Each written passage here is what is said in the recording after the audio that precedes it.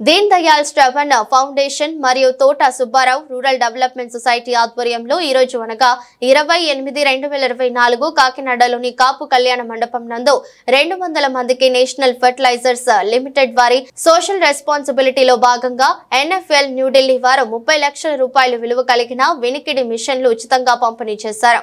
ఈ యొక్క కార్యక్రమానికి ముఖ్య అతిథిగా NFL CMD chairman you Sharwanand ముఖ్య అతిథిగా పాల్గొన్నారు। కాకినాడ రూరల్ ఎమ్మెల్యే పంతం Nanaji, NFL independent director Thota Sarvarayudu, Peddireddy Kiran, Rangan Rai, medical college vice principal Madhavi, BJP రాష్ట్ర ఉపాధ్యక్షుడు సూర్యనారాయణరాజు హాజరయ్యారు।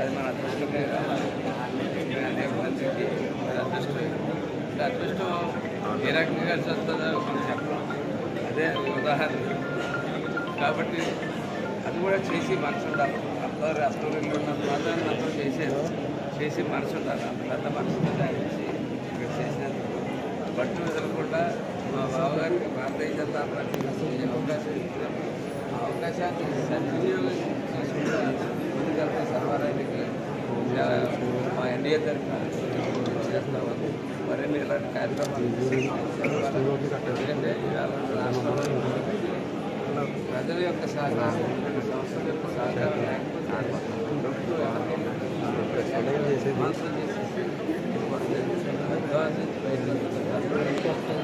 పెద్ద సహకారం ఉండాలి। వీళ్ళ యొక్క అనుభవాలు పంచుకోవడానికి ప్రజలు కూడా అర్థం చేసుకుని ఎవరో రాష్ట్రపతి సాగాలి।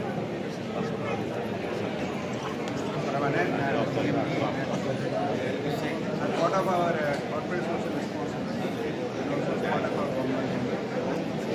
Also know that Deen Dayal ශ්રવણ Foundation that came up and making Bharat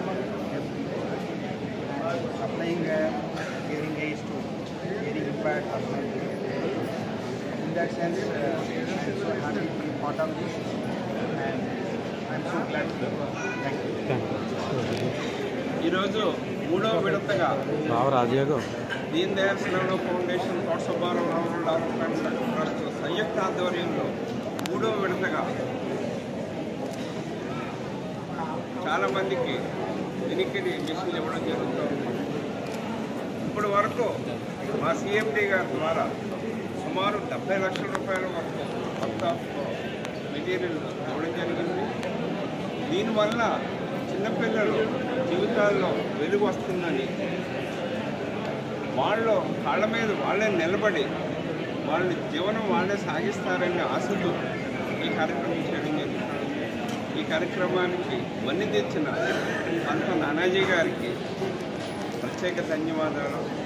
నా మాట మన్నించి వచ్చిన సిఎండి శర్వానంద్ గారికి మరీ కృతజ్ఞతలు।